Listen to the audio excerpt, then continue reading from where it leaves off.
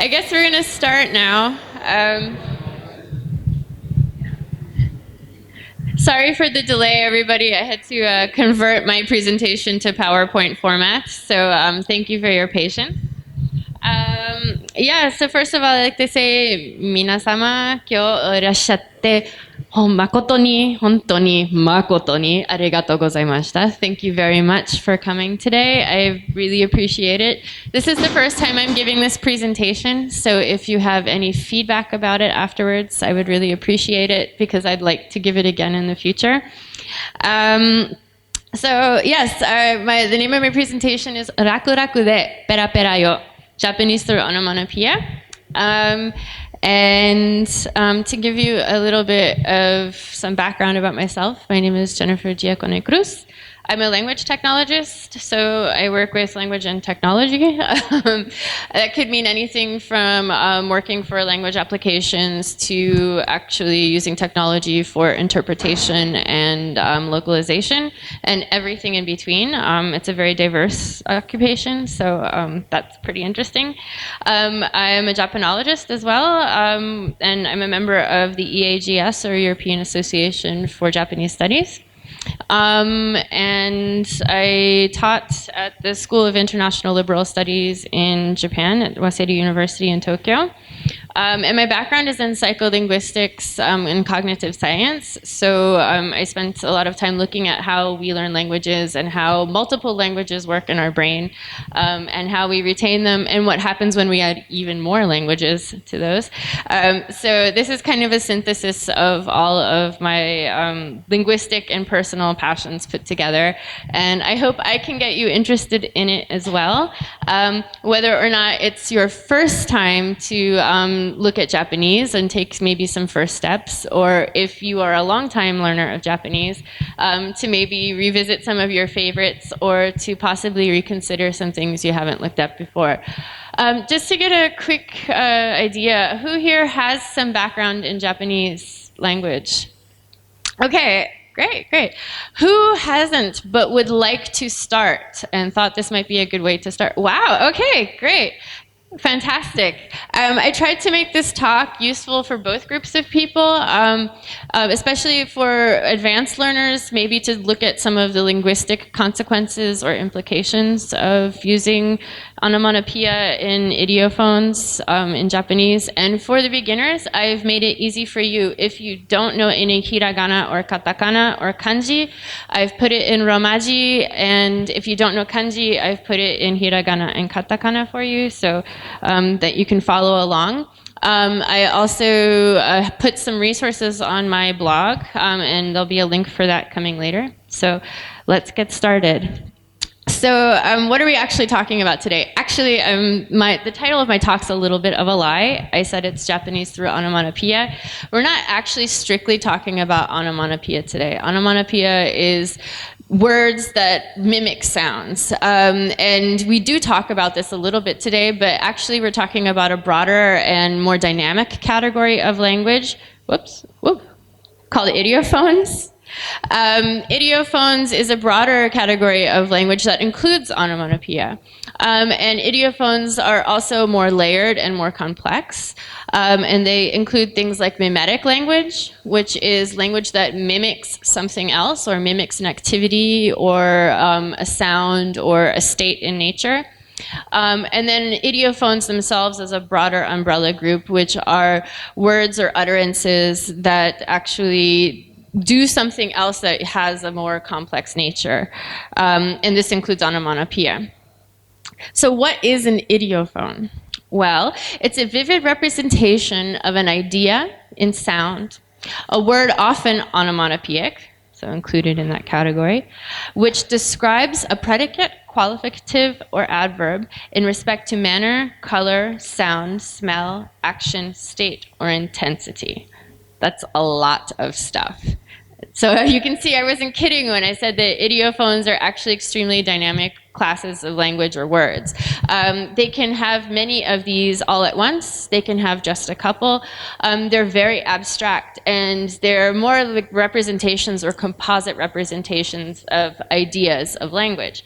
And this definition that I just gave you was given by Clement Martin Doak, who was a South African linguist. He's particularly well known with his work with the Bantu languages.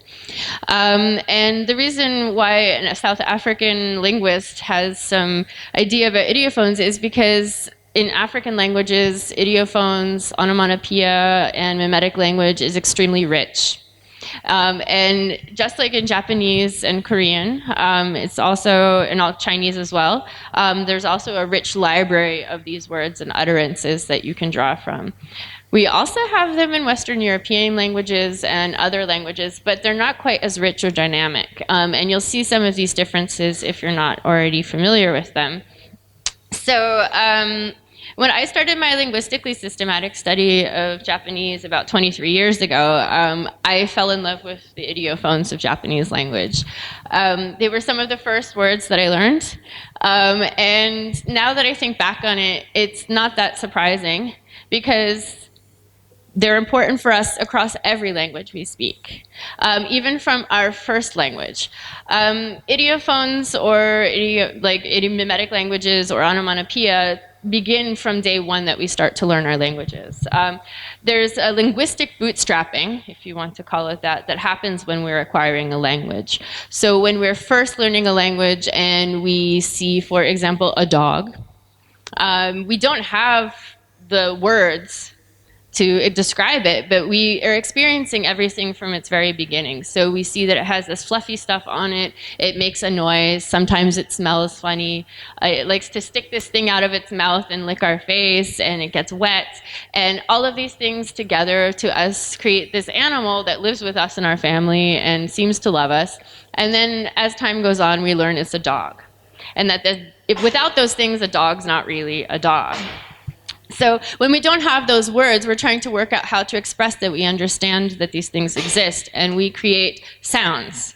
And if any of you have children, you know that a child has its own languages before it actually forms words in its first language, and you have to learn the baby's language. So it might be like wah-wah for fur, or it might be ba-bao for the noise the dog makes.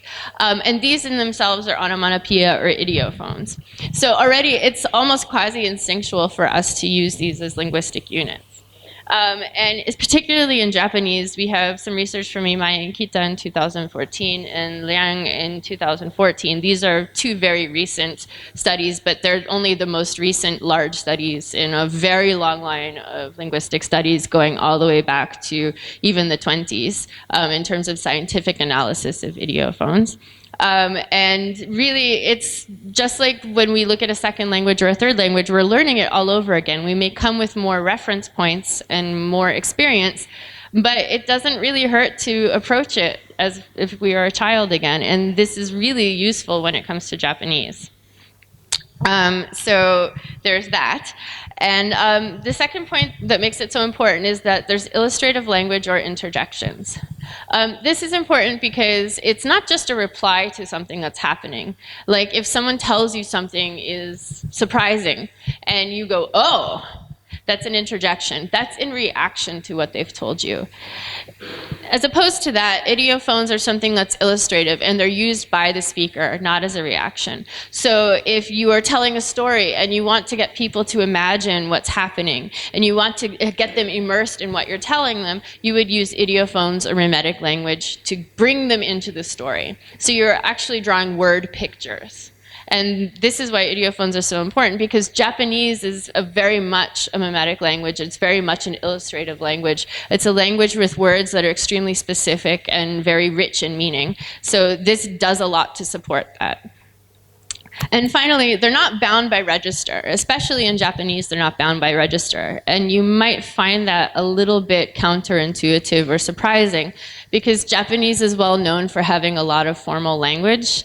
The keigo system is particularly hard to master. Even native speakers find it difficult to master, and there's several systems of keigo. There's super honorific keigo, classical keigo, baito keigo, which is kind of like very utilitarian keigo honorific language for those who work in the service industry.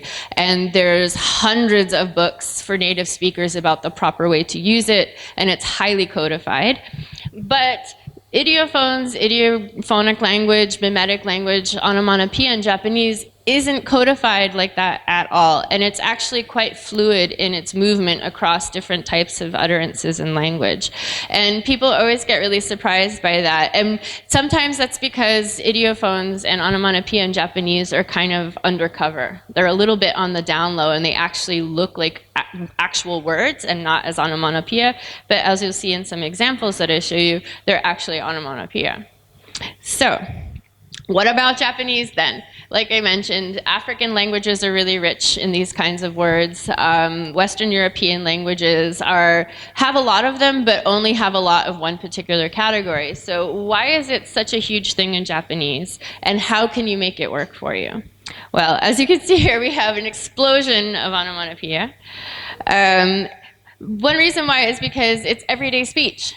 You can use it every single day, every single way, in pretty much any situation to almost anybody in a very, very useful way. And even if you don't have a lot of vocabulary just yet, if you learn a few key ones, then you'll be able to get your point across extremely easily and accurately. And that can count for a lot, because that can reduce frustration, which I think for a lot of people who are learning Japanese, they realize that sometimes Japanese can be a high frustration language.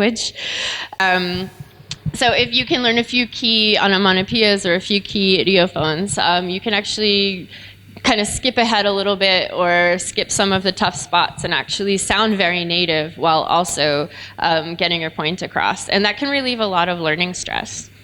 There's hiragana versus katakana. So in the talk at the very end before mine, she mentioned that there's 2 syllabaries in Japanese in addition to the kanji characters. There's hiragana and katakana. All of these here are in katakana, which is the syllabary that's used for foreign words. It's used for emphasis. It's used to show something is extremely loud or extremely important. And in this case, for idiophones, it can be used to show something is hard or explosive, or it has a lot of tangibility, or it's extremely present or extremely immediate. So there's this added visual dimension to written language when using idiophones. And I think that's one thing that's extremely evident when you see it used in manga, the Japanese comic books, because this is a very ubiquitous feature in Japanese comics. Does anybody here read manga? Okay, great. So you might recognize some of the examples I've got today from that.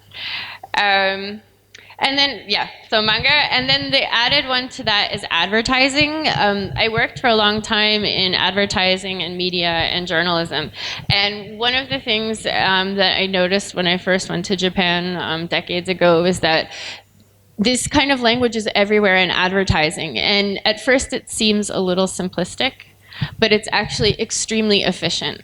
And I have some examples from advertising that we'll see. Japanese advertising is full of text. It's totally comfortable for people to have paragraph after paragraph on packaging, or to have a huge wall of text with very little illustration, or mostly just styled text on, say, for example, a sticker on a subway window advertising for some kind of skin cream, for example. And it's not a distressing thing for people to see so much text. But what you need to do is use this text to an advantage. And one way to use it as an advantage is to use idiophones. And there's one extensive example I'll show you about that. One point I do want to talk about is reduplication and gemination. You'll see that some of these words that are approaching more onomatopoeic levels of use are repeated. So you get 2 sounds. For example, do we have one here? Okay, so there's one here. Do I have the pointer? If you see there on the bottom left, do, do, do, do, do. That's repeated again. That's a reduplication. Some of them are repeated in pairs, like in the title of my talk, raku raku or pera pera. And then gemination is when you take a word and you emphasize one of the consonants in it to give it more emphasis. So if, instead of pitari, you can say pitari. And that kind of extra emphasis on the consonant will give it a bit more emphasis in its meaning or importance in the sentence. So you also have that added kind of dimension of use for these kinds of words. And that in itself, it kind of makes it a bit like playing a chord on a piano. Instead of playing one note over and over again, you have all of these other things to work with. And depending on how skilled you are at using them, and it's completely easy to learn, you can actually add a lot of expression into your language in some very easy ways. So let's talk about mimetic and ideographic language in Japanese. So this one is dong. What do you think it means? Any ideas? Anybody? Yeah, kind of, basically, yeah. What it says on the tin. It's a noise to get your attention that something has happened, something has arrived, something will about to start. Literally hitting bong, dong, like, here we go. So, the first kind of mimetic or ideographic language you have in Japanese is called giseigo. Giseigo, and then we have giongo. Giongo. Gitaigo, Gyogo, and finally Gijogo. Okay, so there's 5 kinds. And Giseigo is animal and human sounds. So these are sounds that people make, sounds that animals make, and those could be any kind of sounds. They could be things that animals or people say. They could be sounds that animals and people make, like burping. Whatever kind of sound comes out of a living thing that's not a plant. Gyongo are for objects in nature. And just like for humans and animals, and this is where a bit of Japanese and Confucian culture comes into play, Shinto culture as well. Objects in nature have spirits and have personalities and are imbued with a lot of life in a way that I think is not necessarily always expressed in other languages that do not have these traditions. So the kind of language that comes from objects in nature sometimes feels very anthropomorphic or personified or very people-like. Or it has some kind of personality, or it's extremely descriptive of itself. And sometimes you'll even see in, for example, children's manga or something that inanimate objects are actually kind of acting more like humans. And I think this really comes through in Gyongo because it really adds a lot of texture to somebody's description of something. The next one is Gitaigo, so conditions and states. This one's my favorite because this is talking about tactile states, tactile conditions, textures, how you feel about something, but not your emotional feelings, but when you touch something, when you engage with it with your hands, the feel of something on your skin, the way something tastes on your tongue, not necessarily literally taste, but the taste and how it evokes an emotion in you. So notice the emotion is secondary, not primary. And for me, this is really fantastic because I'm synesthetic, so these kinds of things get triggered for me from very simple, I have tactile synesthesia, so when I touch something, sometimes my other senses get triggered. So this kind of category really spoke to me when I first learned about it. Gyogo is for movements and motion, another favorite of mine, because these are extremely descriptive, and I think it's especially useful when you're on stage. For example, you see a lot of actors using these words and saying them out loud to help reinforce their movement or to reinforce some characterization.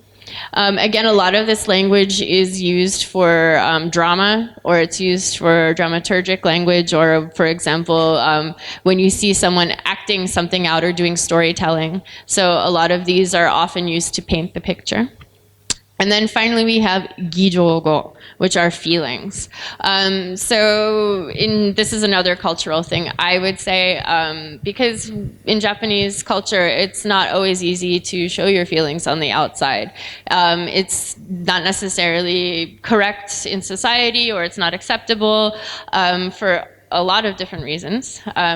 Most of all because everybody's so close together that it sort of keeps people from feeling like they're being overwhelmed by everybody else around them. But in that sense, it also can spill over into your memetic language. So you're able to express things in writing or in your ideographic language, ideographic language, not ideographic, ideographic language that you actually wouldn't have otherwise. So we have these 5 categories. So let's take a look at them more closely. So first is giseigo. I like cats, so I chose cats as my example. So we have our cat friend here on the left, and he says nyan nyan, which is the meowing noise, nyan nyan. And so you go and pay some attention to him. You start scratching him behind the ears, rubbing his belly, and he gets happy and he starts to relax. And the next thing you hear is goro goro goro goro goro goro goro goro goro goro goro. So what do you think goro goro is? Yeah, exactly. Also one of my favorite words in Japanese. I think this is also a very important one to point out as well at this point, because you're going to see goro goro come back a few times in this presentation. Because one of the great things about especially giseigo words is that words that are very basically giseigo can also be used in other contexts for other things. But because of the context, it changes. So you'll see goro goro used in other contexts, and it means something rather different. So it's very utilitarian. But it also means you have to pay attention to the context. So we have nyan nyan, goro goro, but what about people? So we have this guy on the bottom here. Pera pera, he says. He says, urusen da yo, pera pera pera pera pera pera. You're making a racket with your blah blah blah blah blah. Right? Urusen da yo, it's actually urusai. Urusai means to be noisy, but it's a very like hyper masculine, aggressive way of saying somebody's noisy. Urusen da yo. You would only usually hear guys say it. I say it sometimes though. And to sort of talk about pera pera, because also this was in the title of my talk, pera pera, it's extremely useful and it's highly important to people because they want to be pera pera. So you're making a racket with your blah, blah, blah. I did a beer, you can't see it too well. I designed a beer for a client of mine that was called Pera Pera Tonic. It was for a group of Japanese journalists who were coming to have a meeting and they wanted them to network and relax. But anytime you want to talk in your second or third language, you might be a bit tense. Throw a couple beers down your throat, you'll loosen up, you might actually speak better than you thought. So I called it Pera Pera Tonic. And I made a little story on the back about the product as a concept. And I said, yeah, if you drink this, you'll loosen up and you'll speak English like you never thought you did, because it's a magic elixir for making you pera pera in English. So, gyongo, objects in nature. This one is do do do do do do do. What do you think it is? No. Oh, close, close. Something related. Yeah, it's the rain on the roof. It's the rain hitting the roof, that kind of noise. You might also hear a za, za, za, za, za. Also the rain. It's the kind of staticky noise you hear when you hear really heavy rain. And then you have goro goro again. That's the thunder in the distance. Next we have gitaigo, which is conditions and states. My favorite, I think.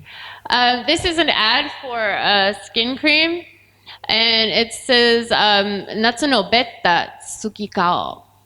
So betta is this word we're going to talk about now. So natsu is the summertime. Betta betta is to be sticky from sweat or from heat. And that's a very uncomfortable feeling, as we all know this past few days, right?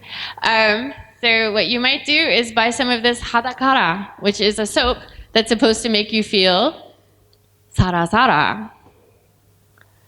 Sara sara is to be smooth. So if you shower with this, it's supposed to have the effect of removing the stickiness from the heat. It's supposed to be mizu mizu. Mizu mizu is to have a fresh and juicy aroma. It says here on the bottom left here, mizu mizu kaori, which is a fresh and juicy aroma. Sube sube, so you'll be sube sube. It'll be very smooth and slick and satiny. And you'll be suru tsuru when you're washing yourself. Like it washes clean off your skin. And then it'll be fua fua. Fua fua means that it's kind of fluffy. Clouds are fua fua. Cat fur is fua fua. So this will make your skin kind of light and lifted, and it'll make you feel fantastic. This is also great because it also shows a bit of the Kiki Boba effect, which was an effect that was reported by the German linguist Köhler. He's also a psychoanalyst in 1929, where he said that related to synesthesia, that some words will be looking like a certain shape.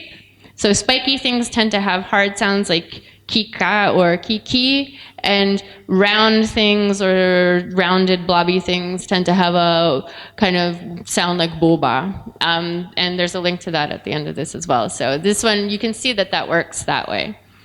Gyogo, which is movements in motion. So we have uro uro ari de iko.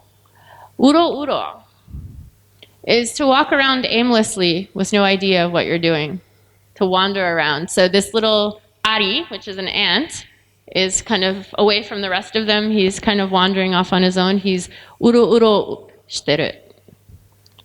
Maybe he's also noro noro. Noro noro is to go at a snail's pace, so to go very slow.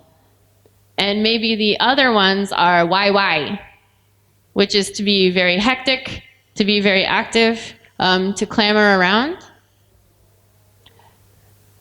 And then next, you can also go from there to gijogo, which are your feelings. So he says, I look down here, mata awatteru you na jikkan janai. This isn't the time to lose my senses, or alternatively, I need to get a grip. So maybe he's about to take the winning shot at the basketball game.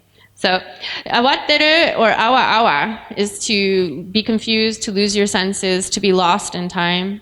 It comes from awatteru, which is to be confused.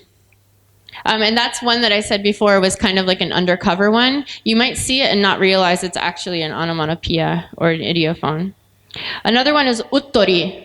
This is another one of those undercover ones. Uttori is to be hypnotized, bewitched, enchanted. Uttori, like that. You're kind of staring at it. You become like, spiral eyes. Oops. Or you might be moya moya. Moya moya. What kind of feeling does that give you? No. Close-ish. Getting warmer. Anyone? It's to worry about something. Imagine wringing your hands in worriedness, or like your brain is chewing over something over and over again. You're mulling something over. You're ruminating. Moya moya shiteru. And then finally, gijogo, some last ones. We have Doraemon, right? Ogoe de uttae dashitai kimochi. It feels great to sing in a big voice. And he says, Doraemon, uki uki shichaun da yo. So he's like excited about it as well. So uki uki is this feeling of excitement. You're bubbling, you're jumping. Another one of this that's for feelings for doing something is raku raku, which means to be easy. So raku raku de, to do something easily. So to recap, we have gisego, giongo, gitaego, gijogo, and gyogo. Human and animal sounds, objects in nature, conditions and states, movements and motion, and feelings. I have to fix that. These are my references. I'll be posting my slides up later on today on my website, so you can check back there later. And I want to say a big thank you to everybody who came today, and I look forward to hearing some feedback from you because I'd like to do this talk again in an improved version. So a special thanks to everybody, and thank you to the Polyglot Gathering for having me here.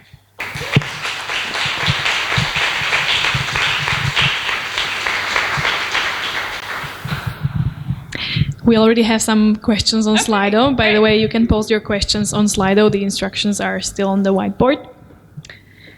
So, some of the ideophones are in hiragana, some are in katakana. Is there a reason to it? Good question. And I kind of didn't put this in the presentation because it's kind of a longer discussion question. And I was hoping somebody would ask it because I think it's a pretty natural question. Yes and no, or as we say in German, jein. There is kind of a rhyme and reason and there's kind of not. And this is what's so great about it, is that you can kind of freestyle it. There are some things that are very rarely seen in hiragana, because hiragana is kind of a softer way of saying it. Even visually speaking, hiragana is a softer script. It's a gentler script. It's a more basic script.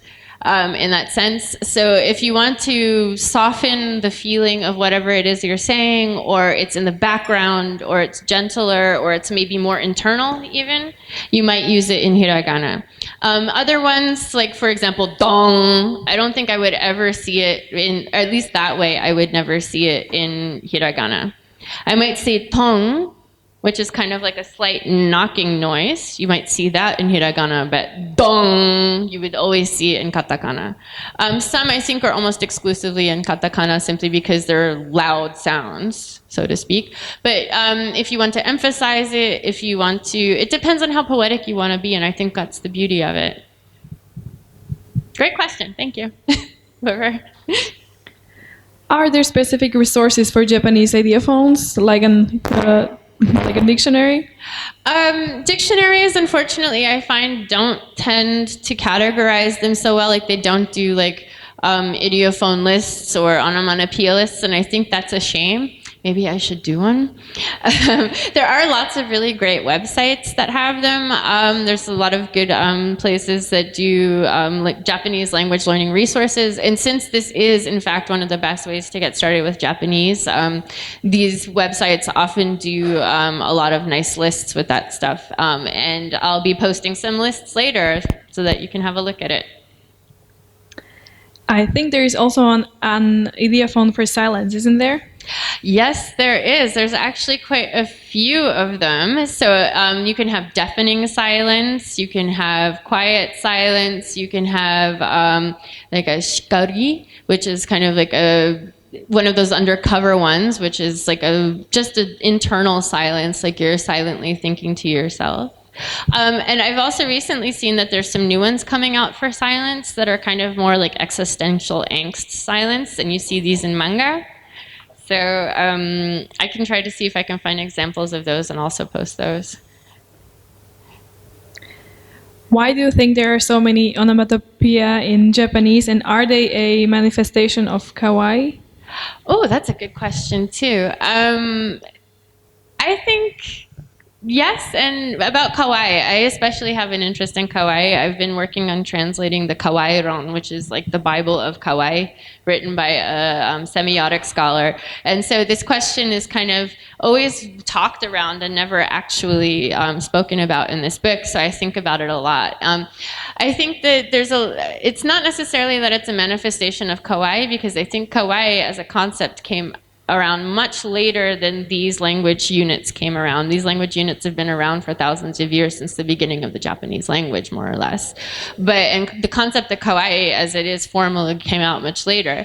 But I do think that they're specifically suited to Kawaii very well. I think, in fact, that they sort of work hand in hand. So I think in Japanese, simply because you have the phonology of a consonant-vowel syllabary, which works really well for dynamic poetic language like this.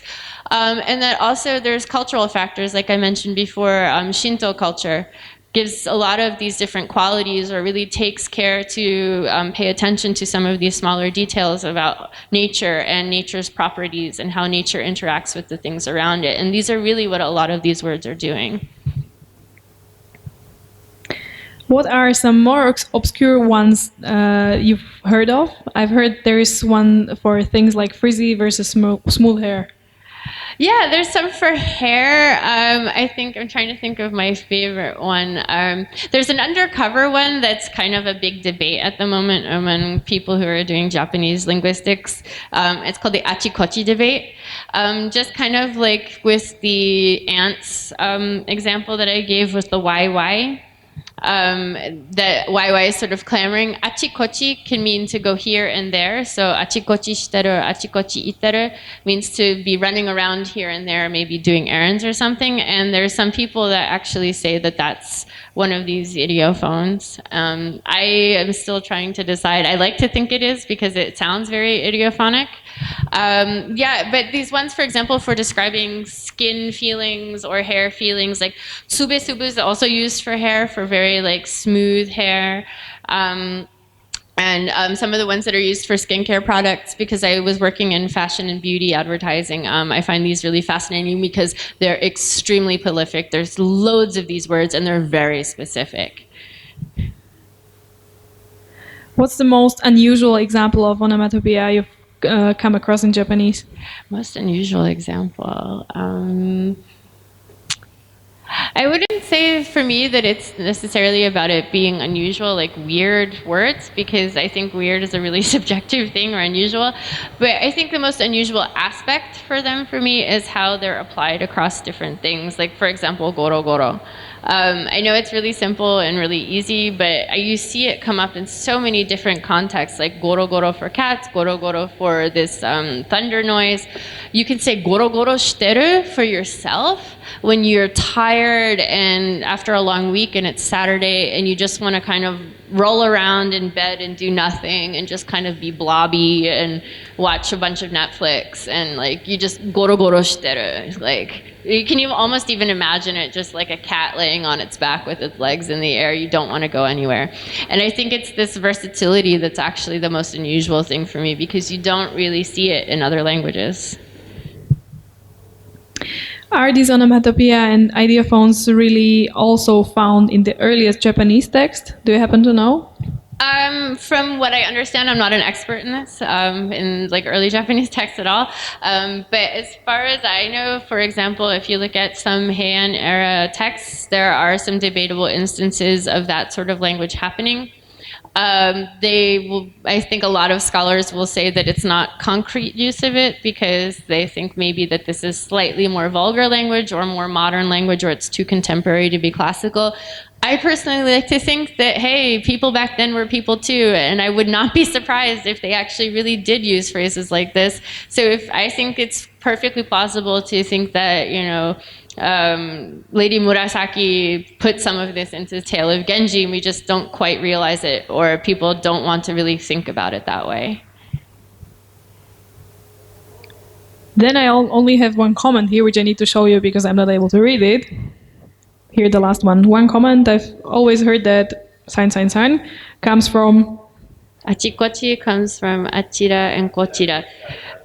Yeah, actually, that's one of the layers of meaning, and then also like because it has this added sort of chi koko kind of thing. So yeah, so this is why this is one of the undercover ones I was talking about. They usually have both overlaying kind of phonological value and also an actual semantic value to it. So. Could you share a few examples of how Japanese onomatopoeia has triggered your synesthesia? Okay.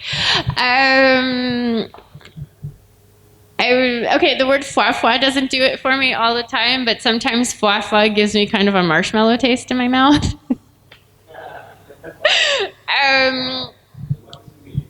Fwa is to be fluffy.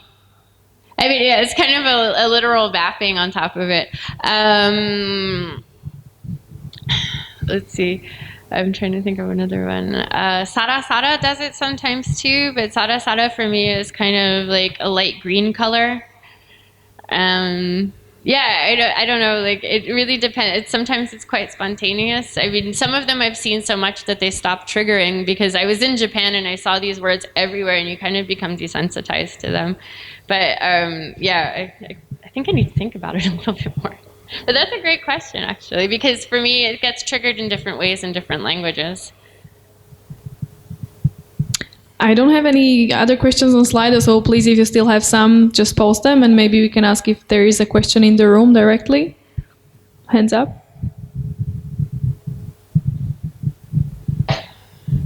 I have a friend who has synesthesia, and she says that she cannot learn languages because of this, but I guess it's not true because you are a proof, right? Well, yeah, I think it's different for everybody. I was talking, the other talk that I proposed for Polyglot Gathering was about synesthesia. I think it's very different for different people. I knew two other synesthetic people, and they both speak other languages. One of them is a philologist, and she speaks several languages. She was even here last year.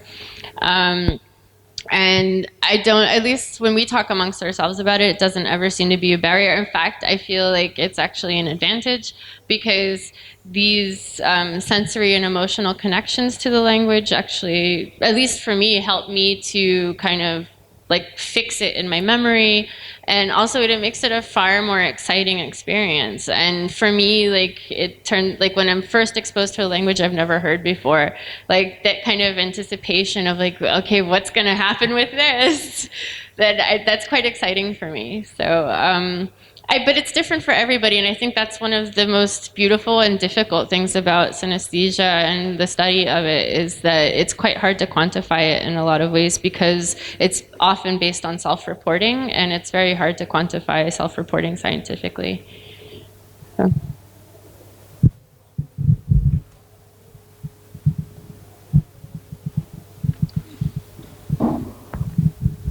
You mentioned that there are some of those that could be used also when you're learning language, like for beginners as well, to make it really authentic. And are there those that you mentioned, or are there different ones? Exactly.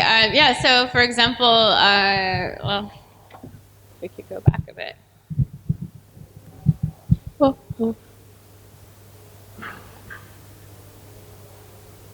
How do we go through? Hello?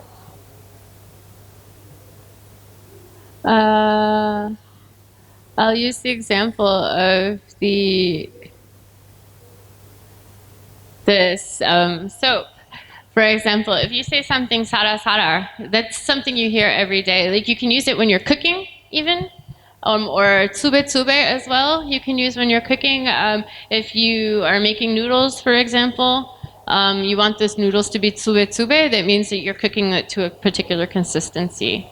And I don't think it's once you get the idea or the feel for what it is that it's trying to convey, then you can apply it to pretty much anything.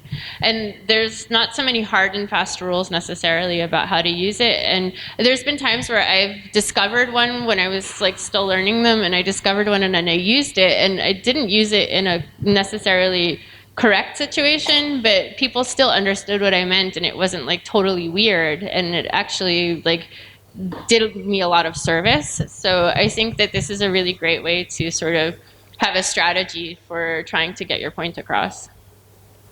So yeah, a lot of these sensation ones I think are ones that sound particularly native or particularly useful. And maybe if there is a last question in the room, hands up so that I can see you. Where? Oh.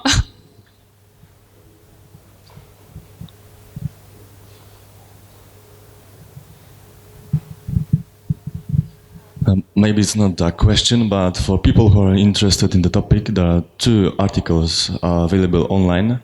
The first is called Doki Doki Hara Hara, Joy of Learning Japanese, and the second one, Acting Goro Goro, Joy of Learning Japanese. And there are a number of those phrases listed there. Also, the author compares similar phrases like Sara Sara and Zara Zara, Koro Koro, Goro Goro. So if you're interested, then you can look it up on Google. That's a really great point about the similar phrases as well. And this is something that I think is a good way to remember them as well, because they might have like just one slightly letter difference. In Japanese, the K and the G are sort of a paired consonant because you learn kaki kukeko and you just add a little mark to make it gagi guge go. So if you can learn them as pairs, and they tend to be somewhat related in meaning, but slightly opposite, if you can learn them that way, then it's a really good way to learn a high volume of them. So, excellent point.